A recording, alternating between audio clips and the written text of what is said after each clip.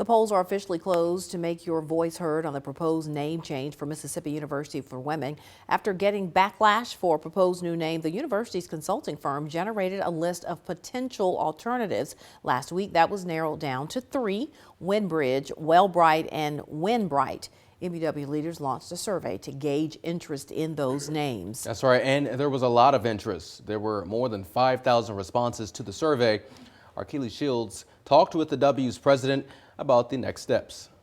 When leaders at Mississippi University for Women unveiled the proposed new identity for the school as Mississippi Brightwell University, the response was swift and largely negative. After analyzing the feedback, W leadership took a pause on the name change and went back to the drawing board. Originally, with the consultants, they told us their recommendation was to abandon the W. Not to abandon it, but that the W had stood for women for over 100 years and not to erase that history.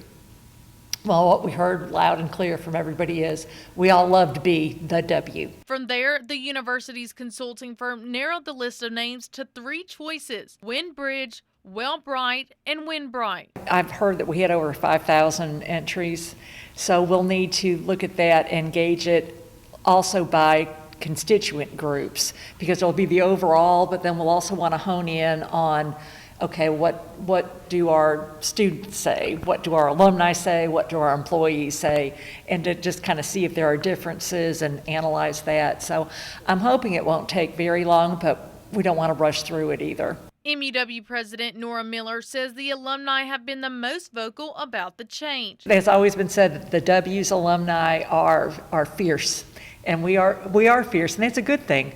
If we can harness this to do really good things for us, to make sure that we have a strong enrollment, to make sure that we have a good appropriations bill and bond funding, we can do some great things if we're all working together. And prospective students even have some input. I think they should just stick with the old name because it's like historical, and like I don't think there's a reason we need to change it. I think it's kind of like random because it's been like so long since they've had the University for Women, and I don't think changing it is necessary. When I first heard it was going to be Brightwell, I was really confused because Brightwell starts with a B and the W is the W.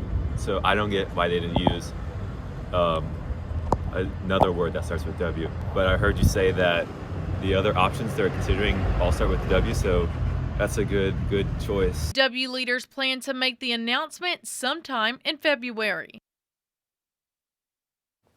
President Nora Miller says that a name change is necessary to reflect who the university is today and increase potential enrollment in an era when fewer high school grads are pursuing 4-year degrees.